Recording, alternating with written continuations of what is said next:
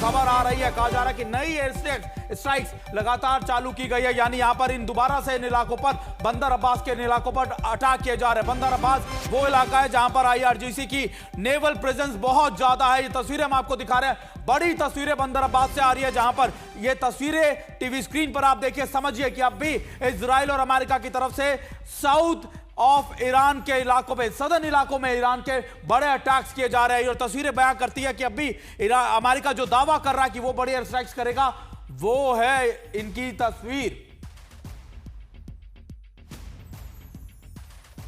आपने ये तस्वीरें तो देख ली, लगातार हमने आपको बताया कि बंदर अब्बास में किस तरीके के हालात है, लेकिन अब बंदर अब्बास कहां पर है? ये देखिए, ये है ईरान का पूरा इलाका, यानी ईरान का नॉर्दर्न पार्ट और ये है सदर्न पार्ट, और यहीं पर है बंदर अब्बास का इलाका। देखिए, ईरान जो है करीबन 7 देशों तक अपने लैंड बॉर्डर से घिरा हुआ है, जिसमें तुर्की, आर्मेनिया, अजरबैजान, अफगानिस्तान, पाकिस्तान मौजूद है, इराक भी मौजूद है। और देखिए, इसी वजह से करीबन 6,500 किलोमीटर, 6,000 किलोमीटर के लैंड बॉर्डर से जुड़ा है। लेकिन सबसे महत्वपूर्ण है बंदर अब्बास का ये इलाका, जहां पर इस समय अटैक किए जा रहे हैं, जिसकी तस्वीरें हमने आपको दिखाई। और बंदर अब्बास से तेहरान का रास्ता, यानी ये करीबन 1200 से 1300 किलोमीटर पहुंचता है। यानी अगर अमेरिका यहां पर जो अटैक कर रहा है, इसके पीछे की रणनीति क्या है, ये मैं आपको इसलिए दिखा रहा हूं, बता रहा हूं, क्योंकि अगर इस जगह को पूरी तरीके से उन्होंने अपने हाथ में ले लिया, तो फिर आप मानिएगा कि अमेरिका फोर्सेस या कोई भी वो इस्फहान, कुम या तेहरान 13 घंटे के दायरे में पहुंच जाएंगे। और अगर एरियल डिस्टेंस की बात करें तो महज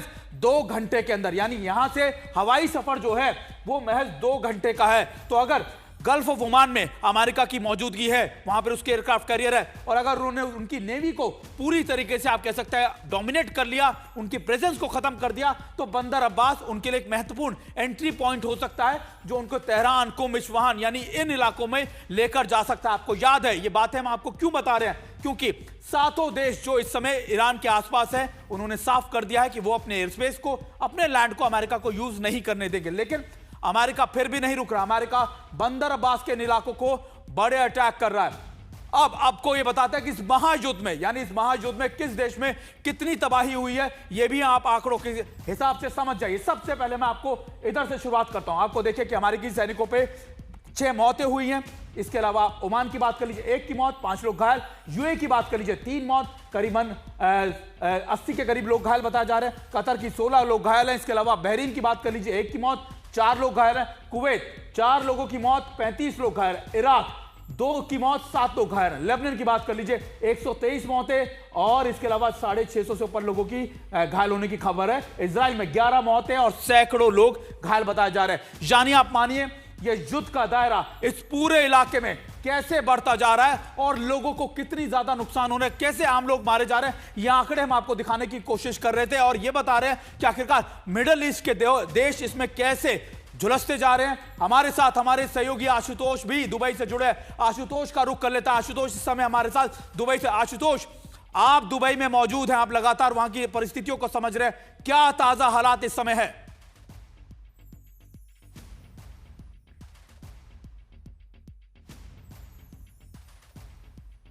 मैं चाहूंगा रेट हो रही है अलर्ट। बिल्कुल बिल्कुल आशुतोष, आप कंटिन्यू कीजिए। तो इस स्थिति में दरअसल यूएई के लिए सबसे बड़ी चुनौती है कि वो स्थिति को बनाए कैसे रखे। अभी मैं थोड़ी देर पहले दुबई एयरपोर्ट के पास उस इलाके में गया हूं जहां पर हादसा हुआ है। अब ऐसे तनाव के बीच में दरअसल वहां जो है किसी को जाने की ही अनुमति नहीं दी जा रही है। इसी के साथ साथ सुबह जो है एरियल अलर्ट जो आया था कि एक प्रोजेक्टाइल जो है इंक्लूड हुआ है, उसको मार गिराया गया है।